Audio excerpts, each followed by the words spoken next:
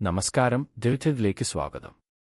കിയവിൽ നടന്ന മാരകമായ ആക്രമണങ്ങളെ തുടർന്ന് രൂക്ഷമാകുന്ന പ്രതിസന്ധിയെക്കുറിച്ചും ഗാസയിൽ സഹായപ്രവർത്തകന്റെ മരണവുമായി ബന്ധപ്പെട്ട വിഷയത്തിൽ ഓസ്ട്രേലിയ ശക്തമായ പ്രതിഷേധം രേഖപ്പെടുത്തിയതിനെ തുടർന്നുണ്ടായ നയതന്ത്ര പ്രതിസന്ധികളെക്കുറിച്ചും ഇന്ന് നമ്മൾ ചർച്ച ചെയ്യുന്നു.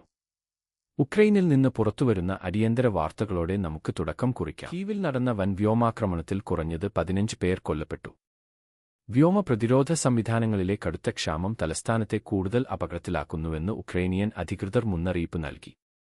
വ്യാഴാഴ്ച നടന്ന ആക്രമണങ്ങളിൽ നിരവധി പാർപ്പിട സമുച്ചയങ്ങളും വ്യാവസായിക വെയർഹൌസുകളും തകർന്നു. പലയിടങ്ങളിലും വ്യാപകമായ നാശനഷ്ടങ്ങളാണ് റിപ്പോർട്ട് ചെയ്തിരിക്കുന്നത്. തകർന്ന കെട്ടിടങ്ങളുടെ അവശിഷ്ടങ്ങൾക്കിടയിൽ രക്ഷാപ്രവർത്തനം തുടരുകയാണ്. തിരച്ചിൽ തുടരുന്നതിനാൽ മരണസംഖ്യ ഇനിയും ഉയർന്നേക്കാമെന്ന് അധികൃതർ അറിയിച്ചു. ബിബിസിയും അൽ ജസീറയും റിപ്പോർട്ട് ചെയ്യുന്നത് പ്രകാരം ഈ പുതിയ ആക്രമണങ്ങൾ ഉക്രൈനിന്റെ സൈനിക അടിസ്ഥാന സൗകര്യങ്ങൾക്കുമേലുള്ള സമ്മർദ്ദം വർദ്ധിപ്പിക്കുന്നു. തങ്ങളുടെ നിലവിലെ വ്യോമ പ്രതിരോധ സംവിധാനങ്ങൾ പരിധിയിൽ കവിഞ്ഞ സമ്മർദ്ദത്തിലാണെന്നും തുടർച്ചയായുണ്ടാകുന്ന മിസൈൽ ആക്രമണങ്ങളെ പ്രതിരോധിക്കാൻ പാടുപെടുകയാണെന്നും കീവിലെ ഉദ്യോഗസ്ഥർ ആവർത്തിച്ചു വ്യക്തമാക്കി. സാധാരണക്കാരുടെ ആവശ്യങ്ങൾക്കായി ഉപയോഗിച്ചിരുന്ന വെയർഹൌസുകൾ തകർന്നത് നഗരത്തിലെ മാനുഷിക സാഹചര്യങ്ങളെ കൂടുതൽ സങ്കീർണമാക്കിയിട്ടുണ്ട്. ആവശ്യത്തിന് പ്രതിരോധ മിസൈലുകൾ ഇല്ലാത്തത് പ്രധാന നഗരങ്ങളെ തുടർച്ചയായ ബോംബാക്രമണങ്ങൾക്ക് ഇരയാക്കുന്നുവെന്നും ഇത് സംഘർഷത്തിൽ വലിയൊരു വർധനവിനെയാണ് സൂചിപ്പിക്കുന്നതെന്നും അന്താരാഷ്ട്ര നിരീക്ഷകർ വിലയിരുത്തുന്നു. ഭാവിയിലുണ്ടാകാൻ സാധ്യതയുള്ള ആക്രമണങ്ങളെ നേരിടാൻ കൂടുതൽ സൈനിക സഹായം നൽകണമെന്ന് അന്താരാഷ്ട്ര പങ്കാളികളോട് ഉക്രൈനിയൻ സർക്കാർ വീണ്ടും അടിയന്തരമായി അഭ്യർത്ഥിച്ചു. ധനത്തിനു വേണ്ടി റിപ്പോർട്ട്. കുവൈറ്റ് ധനമന്ത്രി ഡോ. യാക്കൂബ് അൽ-റിഫായി സുഡാനീസ് ധനമന്ത്രി ഡോ. ജിബ്രിൽ മുഹമ്മദുമായി ഇന്ന് ഉന്നതതല ചർച്ചകൾ നടത്തി. ഇരുരാജ്യങ്ങൾക്കും താൽപ്പര്യമുള്ള വിവിധ സാമ്പത്തിക വിഷയങ്ങൾ ചർച്ച ചെയ്യുന്നതിനാണ് കൂടിക്കാഴ്ച നടന്നത്. കുവൈറ്റ് വാർത്താ ഏജൻസിയായ കുനലി റിപ്പോർട്ട് ചെയ്തനുസരിച്ച് ഇരുരാജ്യങ്ങളും തമ്മിലുള്ള സാമ്പത്തിക പങ്കാളിത്തം ശക്തിപ്പെടുത്തുന്നതിനായി മുൻഗണനാ മേഖലകളിൽ സഹകരണത്തിനുള്ള സാധ്യതകൾ തേടുന്നതിലാണ് കൂടിക്കാഴ്ച ശ്രദ്ധ കേന്ദ്രീകരിച്ചത്. കുവൈറ്റും സുഡാനും തമ്മിലുള്ള ചരിത്രപരമായ സാഹോദര്യ ബന്ധം ഊട്ടിയുറപ്പിക്കുന്നതിനും വരുംകാലങ്ങളിൽ ഈ ബന്ധം കൂടുതൽ വികസിപ്പിക്കുന്നതിനുള്ള തന്ത്രപരമായ പദ്ധതികൾ ആവിഷ്കരിക്കുന്നതിനും ഈ ചർച്ചകൾ വേദിയായി.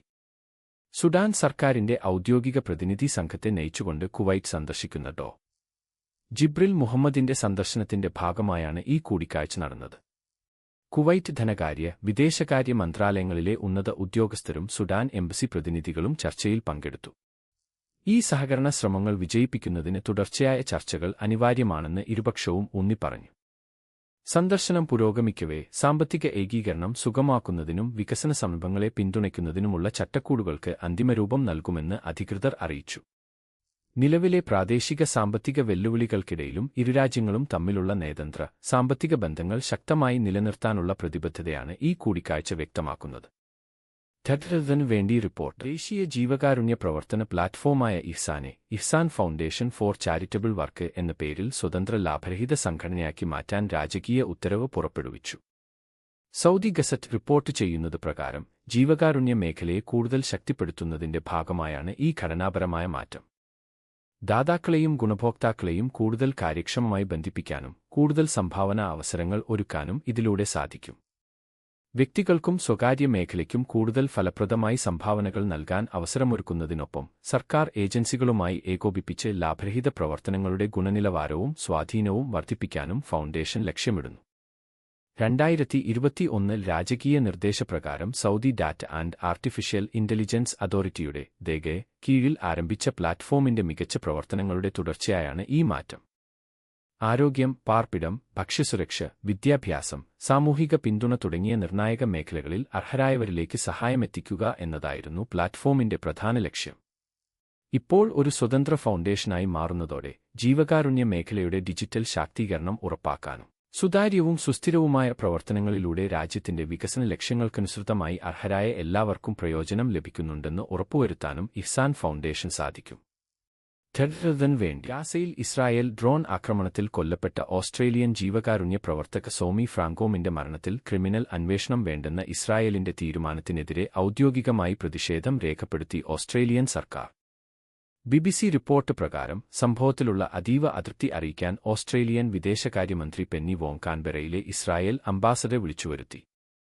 വേൾഡ് സെൻട്രൽ കിച്ചൺ എന്ന സംഘടനയുടെ പ്രവർത്തകയായിരുന്ന സോമി ഫ്രാങ്കോമും 6 സഹപ്രവർത്തകരും ഏപ്രിലിൽ ഇസ്രായേൽ ഡ്രോൺ ആക്രമണത്തിലാണ് കൊല്ലപ്പെട്ടത്.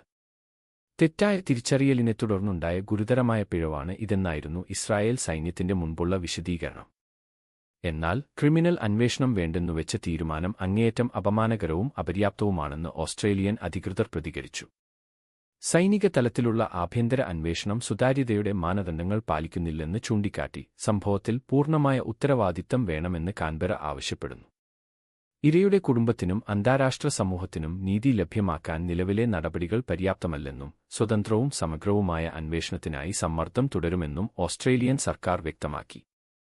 ഗാസയിലെ സൈനിക നടപടികളും ജീവകാരുണ്യ പ്രവർത്തകരുടെ സുരക്ഷയും സംബന്ധിച്ച അന്താരാഷ്ട്ര തലത്തിലുള്ള ആശങ്കകൾക്കാണ് ഈ നയതന്ത്ര തർക്കം വീണ്ടും വഴിവെച്ചിരിക്കുന്നത്. ടെഹ്റാനു വേണ്ടി റിപ്പോർട്ട്. ഇറാനെതിരെ സാമ്പത്തിക ഉപരോധം ഏർപ്പെടുത്തുമെന്ന ഡൊണാൾഡ് ട്രംപിന്റെ പുതിയ ഭീഷണികൾക്ക് പിന്നാലെ വാഷിംഗ്ടണും ടെഹ്റാനും തമ്മിലുള്ള സംഘർഷം കൂടുതൽ രൂക്ഷമാകുന്നു. നയതന്ത്ര ചർച്ചകൾ വഴിമുട്ടിയാൽ കൂടുതൽ ഉപരോധങ്ങൾ ഉടൻ തന്നെ ഏർപ്പെടുത്തുമെന്ന സൂചനയാണ് മുൻ പ്രസിഡന്റ് നൽകിയതെന്ന് BBC റിപ്പോർട്ട് ചെയ്യുന്നു. ഇറാനുമായുള്ള അമേരിക്കയുടെ നിലപാട് കൂടുതൽ കടുപ്പിക്കാനാണ് ട്രംപിന്റെ നീക്കം. ഇറാനുമായുള്ള ആണവ കരാറുകളും മേഖലയിലെ അവരുടെ സ്വാധീനവും നിയന്ത്രിക്കുകയാണ് ഇതിന്റെ ലക്ഷ്യം. എന്നാൽ ട്രംപിന്റെ ഭീഷണികളെ ഇറാൻ തള്ളിക്കളഞ്ഞു. രാജ്യത്തെ കൂടുതൽ ഒറ്റപ്പെടുത്താനുള്ള ഏത് ശ്രമവും അമേരിക്കൻ വിദേശനയത്തിന്റെ പരാജയമായിരിക്കുമെന്ന് ഇറാൻ മുന്നറിയിപ്പ് നൽകി. തങ്ങളുടെ തന്ത്രപരമായ നിലപാടുകൾ പ്രതിരോധത്തിന് മാത്രമാണെന്നും മുൻപ് ഏർപ്പെടുത്തിയ സാമ്പത്തിക ഉപരോധങ്ങൾ ലക്ഷ്യം കാണുന്നതിൽ പരാജയപ്പെട്ടുവെന്നും ടെഹ്റാൻ ആവർത്തിച്ചു. ഇരുപക്ഷവും നേരിട്ടുള്ള ചർച്ചകൾക്ക് വിമുഖത കാണിക്കുന്നതോടെ ഇരുരാജ്യങ്ങളും തമ്മിലുള്ള അവിശ്വാസം കൂടുതൽ ആഴത്തിലാവുകയാണെന്ന് നിരീക്ഷകർ വിലയിരുത്തുന്നു. അന്താരാഷ്ട്ര സമൂഹം ഈ സാഹചര്യം ആശങ്കയോടെയാണ് നോക്കിക്കാണുന്നത്. ഇത് ആഗോള സാമ്പത്തിക രംഗത്ത് വലിയ അസ്ഥിരതയ്ക്ക് കാരണമായേക്കാം. ഇരുരാജ്യങ്ങളും നേരിട്ടുള്ള സൈനിക ഏറ്റുമുട്ടലുകൾ ഒഴിവാക്കുന്നുണ്ടെങ്കിലും നയതന്ത്രപരമായ പ്രതിസന്ധി മേഖലയിലെ സമാധാനത്തെ സാരമായി ബാധിക്കുമെന്നാണ് BBC റിപ്പോർട്ട് ചെയ്യുന്നത്. സമീപഭാവിയിൽ തന്നെ സംഘർഷം ലഘൂകരിക്കാനുള്ള സാധ്യതകൾ വളരെ കുറവാണെന്നും വിലയിരുത്തപ്പെടുന്നു. ടെഹ്റാനു വേണ്ടി റിപ്പോർട്ട്. ഇറാനെതിരെ ഇതുവരെയുള്ളതിൽ വെച്ച് ഏറ്റവും ശക്തമായ സാമ്പത്തിക ഉപരോധം ഏർപ്പെടുത്തുമെന്ന് US പ്രസിഡന്റ് ഡൊണാൾഡ് ട്രംപ് പ്രഖ്യാപിച്ചു. BBCയുടെ റിപ്പോർട്ട് പ്രകാരം ഇറാനെ അന്താരാഷ്ട്ര തലത്തിൽ പൂർണ്ണമായും ഒറ്റപ്പെടുത്തുക എന്ന ലക്ഷ്യത്തോടെയുള്ള സാമ്പത്തിക യുദ്ധം എന്നാണ് പുതിയ നടപടികളെ പ്രസിഡന്റ് വിശേഷിപ്പിച്ചത്.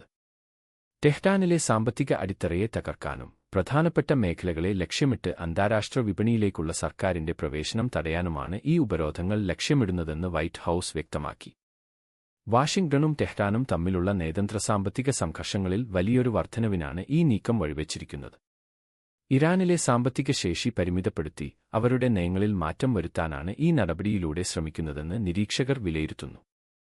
പ്രാദേശിക സ്വാധീനം കുറയ്ക്കുന്നതിനുള്ള അനിവാര്യമായ നടപടിയായാണ് വൈറ്റ് ഹൌസ് ഇതിനെ അവതരിപ്പിക്കുന്നത്. അതേസമയം ആഗോള ഊർജ്ജ വിപണിയിലും മിഡിൽ ഈസ്റ്റിലെ സ്ഥിരതയിലും ഈ നീക്കം എന്ത് സ്വാധീനം ചെലുത്തുമെന്ന ആശങ്കയിലാണ് അന്താരാഷ്ട്ര നിരീക്ഷകർ. ഉപരോധം പൂർണ്ണമായി നടപ്പിലാക്കുന്നതിനുള്ള കൃത്യമായ സമയപരിധി വൈറ്റ് ഹൌസ് ഇതുവരെ പ്രഖ്യാപിച്ചിട്ടില്ലെങ്കിലും തങ്ങളുടെ തന്ത്രപരമായ ലക്ഷ്യങ്ങൾ നേടുന്നതുവരെ നടപടികൾ തുടരുമെന്ന് അധികൃതർ വ്യക്തമാക്കി.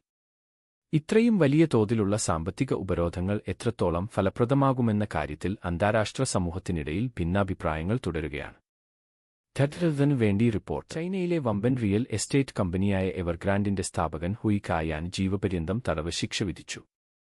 BBCയുടെ റിപ്പോർട്ട് പ്രകാരം ചൈനയുടെ റിയൽ എസ്റ്റേറ്റ് മേഖലയെ പിടിച്ചുകുലുക്കുകയും വലിയൊരു സാമ്പത്തിക പ്രതിസന്ധിക്ക് വഴിവെക്കുകയും ചെയ്ത കമ്പനിയുടെ തകർച്ചയിലെ നിർണായകമായ ഒരു വഴിത്തിരിവാണിത്. ഒരു കാലത്ത് ചൈനയിലെ ഏറ്റവും വലിയ ഡെവലപ്പർമാരായിരുന്ന എവർഗ്രാൻഡ് 2021 കടബാധ്യതകളെ തുടർന്ന് തകരുകയായിരുന്നു.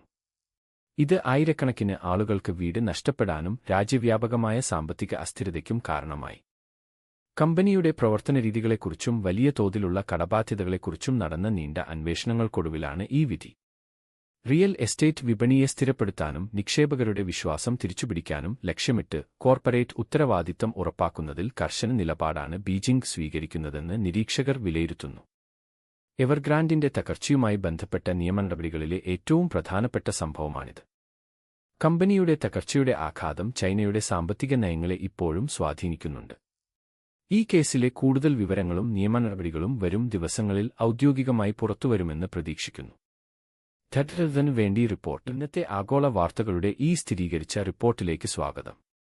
സംഭവങ്ങൾ നടക്കുന്ന മുറയ്ക്ക് വസ്തുതകൾ നിങ്ങളിലേക്ക് എത്തിക്കാൻ ഞങ്ങൾ പ്രതിജ്ഞാബദ്ധരാണ്. ടെഹ്റാനു പ്രസിദ്ധീകരിക്കും മുൻപേ സ്ഥിരീകരിക്കുന്നത്.